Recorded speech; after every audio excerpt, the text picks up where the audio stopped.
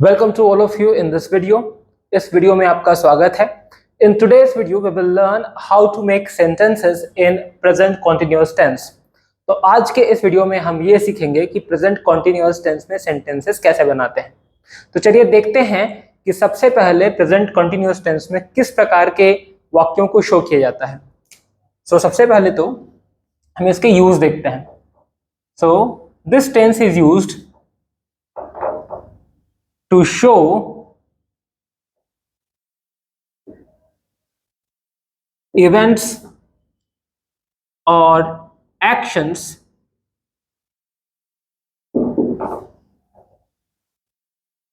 which are still in their course of action and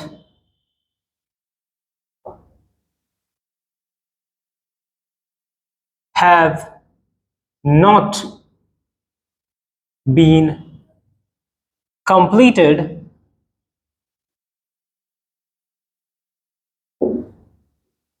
they are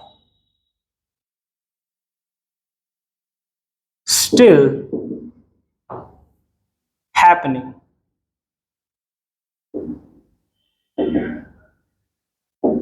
तो इसका अर्थ है कि जो प्रेजेंट कॉन्टिन्यूअस टेंस है हम इसका प्रयोग जो है उन घटनाओं या क्रियाकलापों को शो करने के लिए करते हैं जो अभी भी अपने कोर्स ऑफ एक्शन में है, अर्थात अपने घटनाक्रम में है, वो अभी भी कंप्लीट नहीं हुई हैं, वो अभी भी हो रही हैं, घटित हो रही हैं.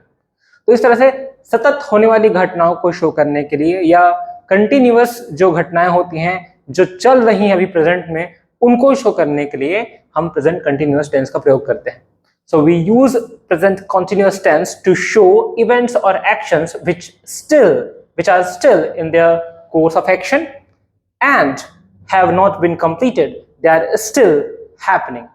तो अभी भी जो घटनाएं हो रही हैं, जो सतत रूप से चल रही हैं, उनका प्रदर्शन करने के लिए, उनको शो करने के लिए हम प्रेजेंट कॉन्टिन्यूअस टेंस का प्रयोग करते हैं. देखिए इसके अलावा कभी कभी भविष्य में होने वाली घटना को शो करने के लिए भी इस टेंस का प्रयोग किया जाता है. तो sometimes it is also used to show any event which is about to happen in future. ठीक है, अब इसका एक उदाहरण देख लेते हैं. उदाहरण देखते हैं. तो हमने इस तरह से ये सीखा अभी तक प्रेजेंट कॉन्टिन्यूअस टेंस में कि जो सतत रूप से चलने वाली घटनाएं हैं उनको शो करने के लिए इस टेंस का प्रयोग किया जाता है, और कभी कभी भविष्य में होने वाली घटनाओं को शो करने के लिए भी इनका प्रयोग किया जाता है. अब देखिए हम एक उदाहरण से इसको समझते हैं कि ये कैसे होता है. जैसे अगर मैं बोलूंगा I am arriving to my home. अगर मैं कहता हूं कि I am arriving my home, इसका मतलब ये है कि मैं अपने घर आ रहा हूं. मतलब आने का जो कार्य है वो भी चल रहा है, वो खत्म नहीं हुआ है. सो ये जो सेंटेंस है it belongs to present continuous tense. यहां पर घटना चल रही है सतत रूप से, अभी पूरी नहीं हुई है. तो देखिए हमने इसका दूसरा प्रयोग ये पढ़ा था that it is used to show any event which is about to happen in the future. हमने ये भी पढ़ा है कि फ्यूचर में किसी घटना को शो करने के लिए भी इसका यूज किया जाता है. तो देखिए कैसे करते हैं. तो अभी जो हमने सेंटेंस लिखा है इसका मतलब है I am arriving to my home, मैं अपने घर आ रहा हूं. अगर इसके सामने मैं टुमारो लगा दूं,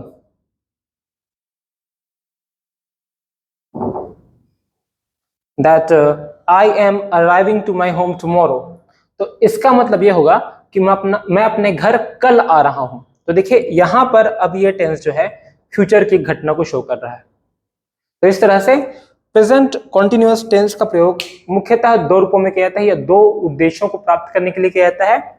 the first is to show events और actions which are still in their course of action and have not been completed, they are still happening.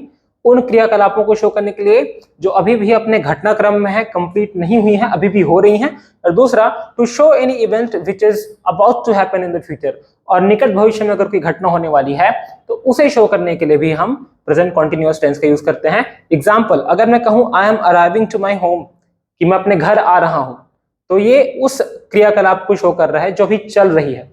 अगर मैं टुमारो शब्द ऐड कर दूं, I am arriving to my home tomorrow, कि मैं अपने घर कल आ रहा हूं, तो अब यही सेंटेंस जो है वो भविष्य की घटना को बता रहा है या उसकी ओर इंगित कर रहा है। सो ये प्रेजेंट कंटिन्यूअस टेंस का यूज है। ठीक है, अब देखते हैं कि इसकी आईडी क्या है। ठीक है ना, तो आईडी देखिए, जो प्रेजेंट कॉन्टिन्यूअस टेंस की जो सेंटेंसेस हैं, हिंदी में जब उनको बोला जाता है तो उनके वाक्य के अंत में रहा हूं, रही है, रहे हैं, इस तरह के वाक्यांश आते हैं। उदाहरण के लिए अगर हम इसी सेंटेंस का हिंदी में ट्रांसलेशन करें तो मैं कल घर आ रहा हूं, तो अंत में आपको रहा हूं, रही हूं, इस प्रकार के वाक्यांश मिलेंगे। तो ऐसे वाक्य जिनके अंत में रहा हूं, रही हूं, इस प्रकार के वाक्यांश हो, इस तरह के वाक्य जो वर्तमान में किसी घटना के जारी होने को इंगित कर रहे हो, वो प्रेजेंट कॉन्टिन्यूअस टेंस में आते हैं। अब देखिए, आज हम स्टार्ट करते हैं कि अफर्मेटिव सेंटेंसेस कैसे बनाए जाते हैं इससे, या अफर्मेटिव सेंटेंसेस की वाक्य रचना किस प्रकार की होती है। तो देखिए, इसका सेंटेंस स्ट्रक्चर होता है सब्जेक्ट प्लस इज, एम और are plus verb with ING plus object. Now this is the sentence structure of affirmative sentence. यहां पर अगर हम बात करें एम की, तो एम का प्रयोग हमेशा आई के साथ होता है। अगर हम बात करें आर की, तो ये यू, वी, दे, इन सब के साथ यूज होते हैं। और अगर हम बात करें third person singular number, that means he, she, it और एनी नेम की, तो उनके साथ इज का प्रयोग किया जाता है।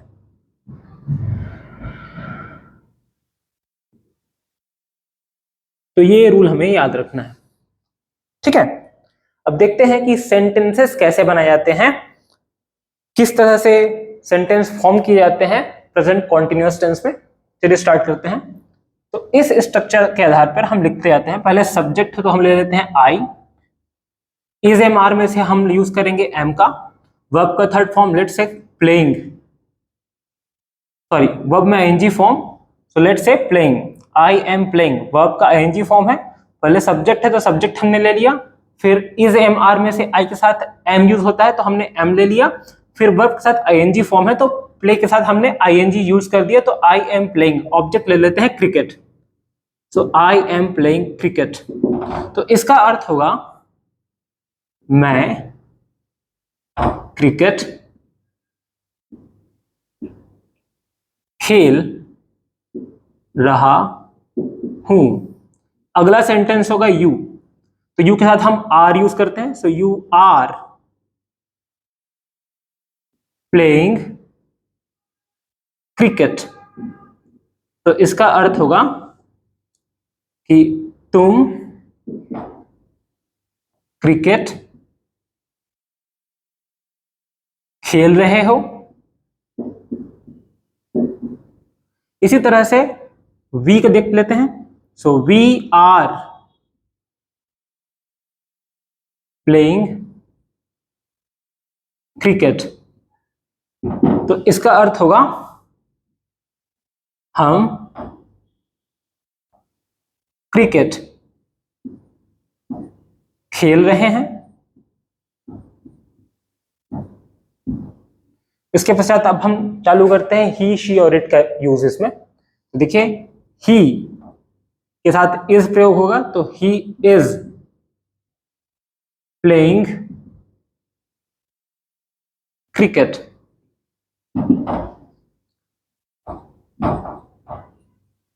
वह क्रिकेट खेल रहा है।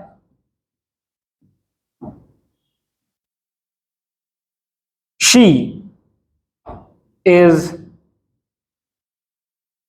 Playing cricket. इसका अर्थ होगा वह क्रिकेट खेल रही है।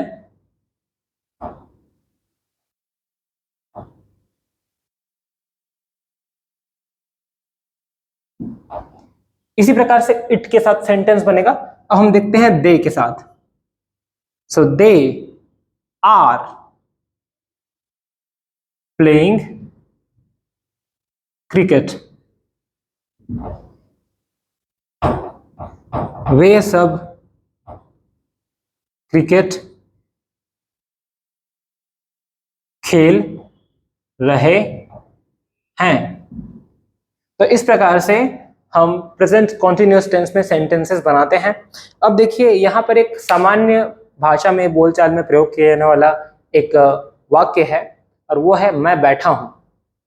तो देखिए मैं बैठा हूं एक ऐसा वाक्य है जो यह शो कर रहा है कि बैठने का कार्य अभी चल रहा है, ये पूरा नहीं हुआ है। तो अगर हम बात करें मैं बैठा हूं इस सेंटेंस को इंग्लिश में ट्रांसलेट करने की, तो ये प्रेजेंट कॉन्टिन्यूअस टेंस में ट्रांसलेट होगा और हम कहेंगे आई एम सिटिंग। इसका अर्थ होगा मैं बैठा हूं। अक्सर ये एक दुविधा वाला प्रश्न होता है, इसमें लोग अक्सर कंफ्यूज होते हैं। सो मैं बैठा हूं उसको इंग्लिश में कैसे बोलेंगे? हम बोलेंगे आई एम सिटिंग, क्योंकि बैठने का काम अभी भी कंटिन्यूअसली चल रहा है, ये पूरा नहीं हुआ है। तो इस प्रकार से प्रेजेंट कॉन्टिन्यूअस टेंस का प्रयोग करते हैं और इसमें वाक्य बनाते हैं। अगर आपको ये वीडियो पसंद आया हो तो लाइक और सब्सक्राइब जरूर करें। Thank you.